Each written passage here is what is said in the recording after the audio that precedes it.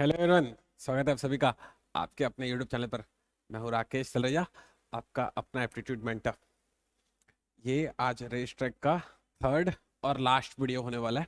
मैंने अभी तक जितने भी आपको क्वेश्चंस करवाए थे रेस ट्रैक में, सारे के सारे लीनियर ट्रैक पर थे।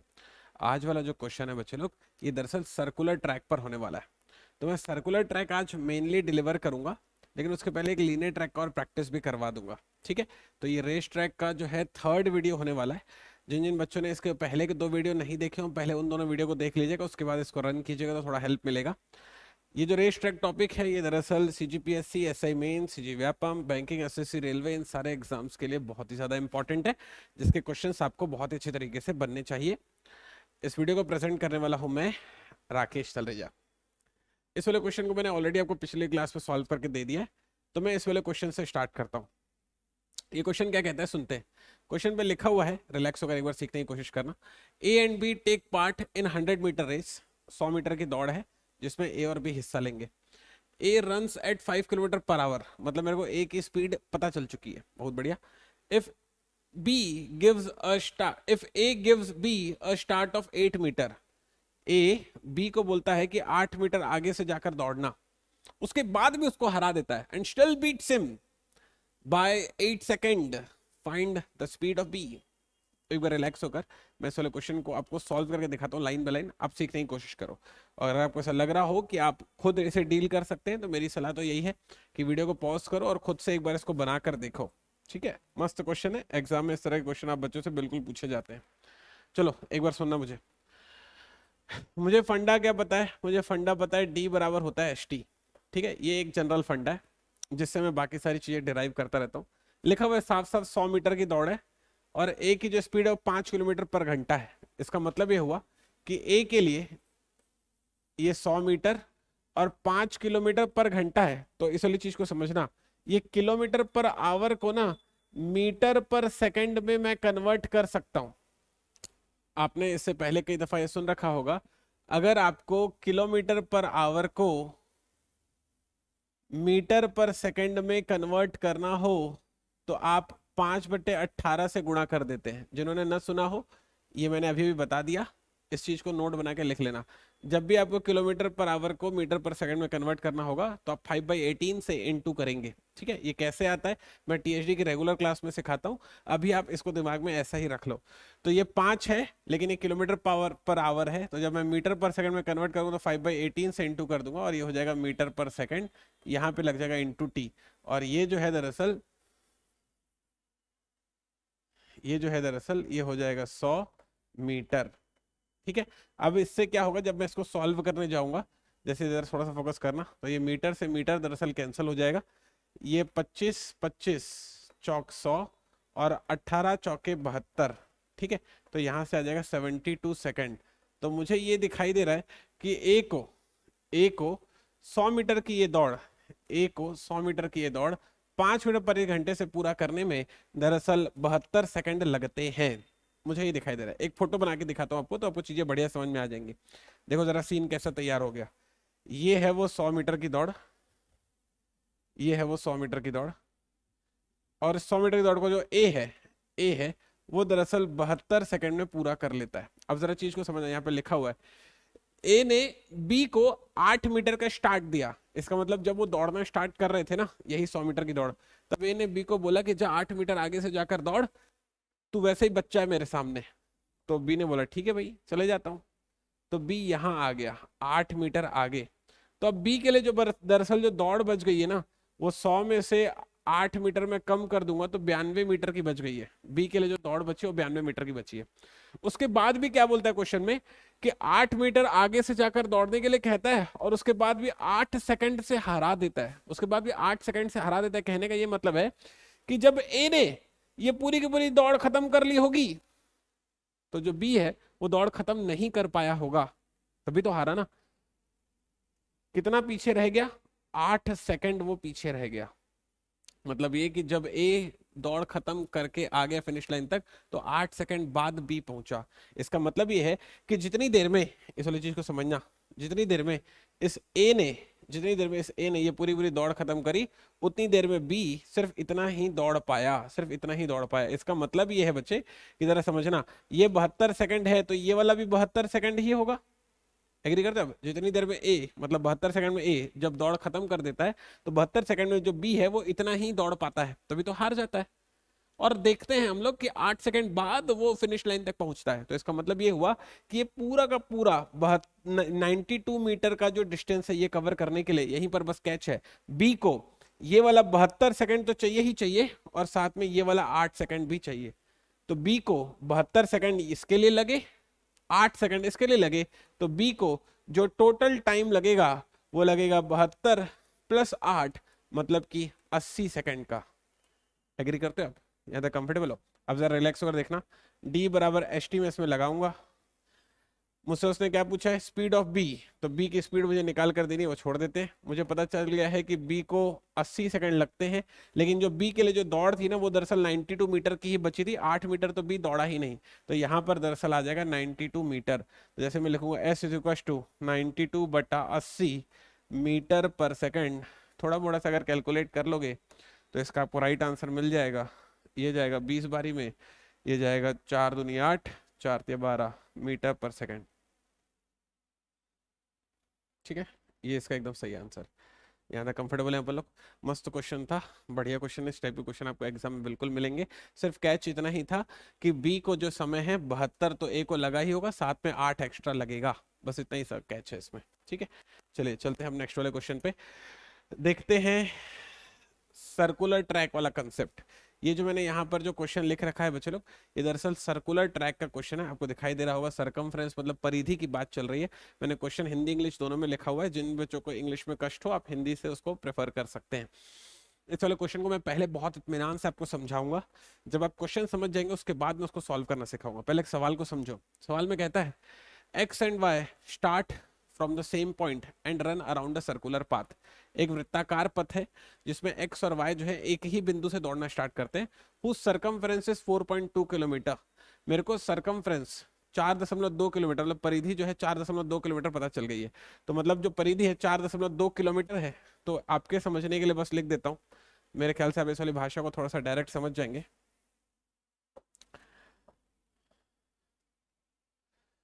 4.2 किलोमीटर है, इसका मतलब कि 4200 मीटर होगा। ठीक है, मैं मान के चल रहा हूँ कि आपको ये वाली भाषा डायरेक्ट समझ में आ जाती होगी। At the rate of 500 metre per minute and 700 metre per minute respectively. दोनों की स्पीड भी मुझे उसने गिवन कर दी है। इन अपोजिट डायरेक्शन, ये भी बता दिया कि दोनों विपरीत दिशा में भी दौड़ रहे हैं। After how much time will they meet each other. वो बोल रहा है कि कितने समय बाद दोनों फिर से आकर मिल जाएंगे। बहुत इत्मीनान से वाला क्वेश्चन सॉल्व होगा। एक बार रिलैक्स होकर पहले फोटो को समझ लीजिए। देखो, अगर आप गौर करने जाएंगे तो लेट से ये है वो वाला सर्कुलर पाथ, ठीक है, जिसकी जो परिधि है, परिधि का क्या मतलब होता है दरअसल समझना। परिधि का मतलब ये होता है कि मान लिया मैं कोई भी एक पॉइंट पिक करता हूं, है ना। अब इस वाले पॉइंट में अगर मैं पूरा एक चक्कर घुमा कर वापस इसी पॉइंट पर आ जाता हूं, तो इसका मतलब ये है कि मैंने उसकी परिधि तय कर ली, मतलब कि 4200 मीटर तय कर लिया। यही बात गई आपके दिमाग में? मतलब ये कि किसी एक पॉइंट से चलकर अगर घूम कर दोबारा उसी पॉइंट पर आ जाऊंगा, इसका मतलब ये है कि मैंने उसकी परिधि तय कर ली होगी। और परिधि है दरअसल 4200 मीटर, तो इसका मतलब मैंने 4200 मीटर तय कर लिया होगा। ठीक है, आगे सुनते हैं। दोनों की मेरे को स्पीड गिवन थी, तो चलो यही वाला पॉइंट मान लेता हूँ। ठीक है, ये वाला पॉइंट मान लेता हूँ। अब यहाँ पर मैंने लिख दिया एक्स, यहाँ पर मैंने लिख दिया वाई। ठीक है, एक्स के लिए उसने बोला है मुझे कि 500 मीटर पर मिनट की स्पीड है। ठीक, और y के लिए उसने मेरे को बोला है कि 700 मीटर पर मिनट की स्पीड है। ठीक है, और दोनों अपोजिट डायरेक्शन में दौड़ रहे हैं, तो मैंने इसके लिए ये वाला फेस बनाया, इसके लिए ये वाला फेस बनाया। दिखाई दे रहा है आपको? ठीक है, यहाँ पे लिखा हुआ है ना अपोजिट डायरेक्शन में लोग दौड़ते हैं। ठीक, अब बोलता है कि कितने समय बाद वो दोनों आकर मिलेंगे। इसका मतलब ये है कि जब y इस तरफ दौड़ेगा, x इस तरफ दौड़ेगा, तो बीच में किसी बिंदु पर आकर वो मिलेंगे ना भाई। मान लिया कि चलो इस वाले बिंदु पर, ये m पॉइंट पर आकर दोनों मिल रहे होंगे, ऐसे मैंने मान लिया। तो आपसे पूछ रहा है कि कितने देर बाद वो दोनों मीटिंग पॉइंट लेट से एम पर आकर मिलते हैं। सवाल दरअसल ये। आई होप कि आपको क्वेश्चन समझ में आ गया होगा। ठीक है, अब आपको अगर क्वेश्चन समझ में आ गया तो मैं इस वाले क्वेश्चन को सॉल्व करके देता हूं। आप रिलैक्स होकर एक बार इस वाले क्वेश्चन को देखिए कैसे सॉल्व करते हैं। समझो जरा इस वाली बात को।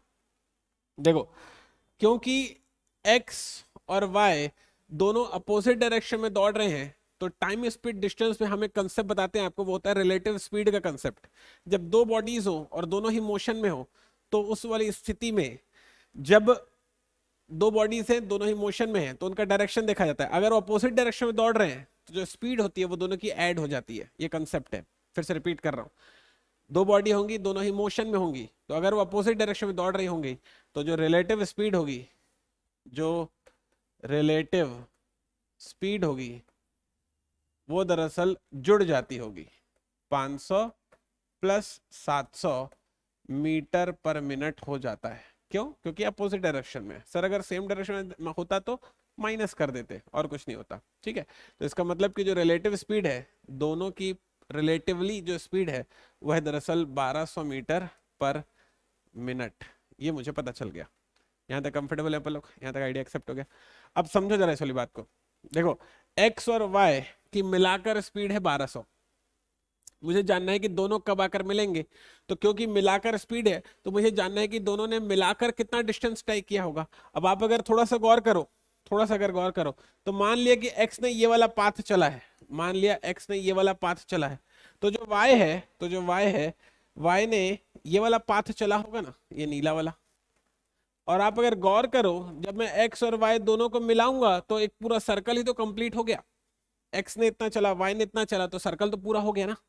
तो इसका मतलब यह है कि जब मिलाकर स्पीड ले रहा हूं तो दोनों का मिलाकर डिस्टेंस लेना पड़ेगा, और दोनों का जब मैं मिलाकर डिस्टेंस लेता हूं तो मुझे कुछ और नहीं, वो दरअसल वृत्त की परिधि दिखाई देती है। और क्वेश्चन में को वृत्त की परिधि गिवन थी 1200 मीटर। इसका मतलब दोनों का मिलाकर डिस्टेंस है, दोनों का मिलाकर डिस्टेंस है 4200 मीटर। मिलने के लिए दोनों ने कुल कितनी दूरी तय करी? तो जवाब है 4200 मीटर की दूरी तय करी। पूछते हैं कि कितने समय बाद मिलेंगे। तो distance is equal to speed into time मेरा फंडा होता है। डिस्टेंस की वैल्यू है 4200 मीटर, स्पीड है मेरे पास 1200 मीटर पर मिनट, और मुझे टाइम निकाल कर देना है। बस इतना ही कैलकुलेट करना है, कुछ विशेष नहीं है, हल्का फुल्का सा कटिंग है, वो मैं बहुत इत्मीनान से कर दूंगा बच्चों के लिए। आपसे बोर्ड पर बने रहिएगा। ये मीटर से मीटर मैंने उड़ा दिया, 2 जीरो से ये 2 जीरो मैंने उड़ा दिए। ये मैं इसको काटूंगा तो ये जाएगा 6 बारी में, इसको काटूंगा तो जाएगा 21 बारी में, और ये जो है यहाँ से डिवाइड हो जाएगा 3 सत्ते 21, 3 दूनी 6। मतलब कि जब मैं इसको डिवाइड करता हूँ तो टी की वैल्यू आती है मेरे पास 7 का आधा, मतलब कि 3.5 मिनट। तो क्वेश्चन में उसने पूछा था कि कितनी देर बाद मिलेंगे, जवाब है 3.5 मिनट बाद मिलेंगे। ये है सर्कुलर ट्रैक का पहला सवाल। मस्त क्वेश्चन है, एक बार रिलैक्स होकर देखिए, ऐसे क्वेश्चन आपको एग्जाम में पूछे जाते हैं।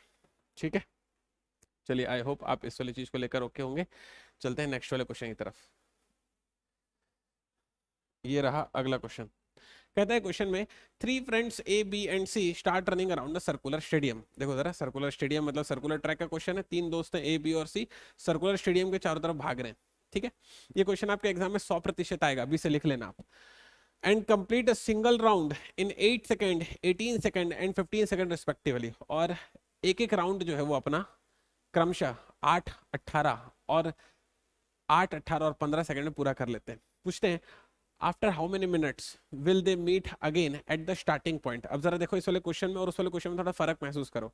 इस वाले क्वेश्चन में वो कह रहा है कि स्टार्टिंग पॉइंट पर ही मिलने चाहिए, और इसके पहले वाले क्वेश्चन में उसने बोला था कहीं पर भी मिले बस मिल जाए। तो यहाँ पर कंडीशन मेंशन है कि स्टार्टिंग पॉइंट पर दोबारा कब मिलेंगे ये बता दो आप।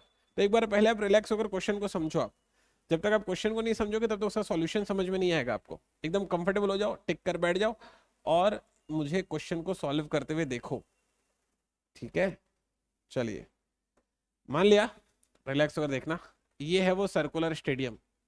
ठीक है, अब ये रहा वो स्टार्टिंग पॉइंट। ऐसे में सोच लेता हूं, यहां से 3 बंदे ए बी और सी दौड़ना स्टार्ट करेंगे। आगे बात पकड़ में। अब 3 बंदे ए बी और सी दौड़ना स्टार्ट करेंगे, जिनके लिए मेरा समय है 8, 18 और 15 सेकंड का। मतलब ये है कि जो ए है, अगर ए है, मान लिया यहाँ से दौड़ना स्टार्ट करता है तो 8 सेकंड में घूमकर स्टार्टिंग पॉइंट पर आ जाता है। बी है, मान लिया यहीं से दौड़ना स्टार्ट करता है तो 18 सेकंड में घूमकर वापस यहीं आ जाता है। और जो सी है, अगर मान लिया वो यहाँ से दौड़ना स्टार्ट करता है तो 15 सेकंड में घूमकर वापस यहीं स्टार्ट पहुंच जाता है। तो ए हर 8 सेकंड में, बी हर 18 सेकंड में, सी हर 15 सेकंड में घूम घूम कर स्टार्टिंग पॉइंट पर पहुंच रहे हैं। सवाल पूछ रहा है कि इसी पॉइंट पर तीनों एक साथ कब पहुंचेंगे। तीनों एक साथ पहुंचेंगे अपने कॉमन मल्टीपल ऑफ टाइम पर। तो कॉमन मल्टीपल ऑफ टाइम कुछ और नहीं होता है, कॉमन मल्टीपल ऑफ टाइम कुछ और नहीं होता है, वो दरअसल होता है LCM, least common multiple of time. तो वो अपने हर कॉमन मल्टीपल ऑफ टाइम पर एक साथ स्टार्टिंग पॉइंट पर आते रहेंगे। तो जो सबसे पहला कॉमन मल्टीपल ऑफ टाइम होगा वो कुछ और नहीं होगा, वो तीनों के समय का एलसीएम होगा। आई होप आप इस वाली बात को समझ पाए होंगे। तो मुझे इस वाले क्वेश्चन को सॉल्व करने के लिए कुछ नहीं करके देना था, जो तीनों का जो समय था 8, 18 और 15, उसका सिर्फ उसको एलसीएम निकाल कर दे देना था। एलसीएम क्या होगा, वो तीनों के समय का सबसे छोटा कॉमन मल्टीपल ऑफ टाइम होगा जिस पर वो एक साथ स्टार्टिंग पॉइंट पर पहुंच रहे होंगे। और क्योंकि एक साथ स्टार्टिंग पॉइंट पर पहुंचे मतलब मिले, ठीक है ना। तो जैसे ही मैं इसको सॉल्व करूंगा, तो कैसे सॉल्व करूंगा जरा से देखना। 8, 18 और 15 का जैसे मैं इसको सॉल्व करने जाऊंगा तो एलसीएम कैसे निकलता है। जिन जिन बच्चों को एलसीएम निकालने ना आता हो, एलसीएम निकालना सिखा रहा हूं, उसे भी सीख लो आप। क्या करते हैं, जैसे 8 लिखा हुआ है तो 8 को अपन ने किया 2 क्यूब, 18 लिखा हुआ है तो मैंने किया 9 दूनी 18, और इस 9 को कैसे मिटता है ये,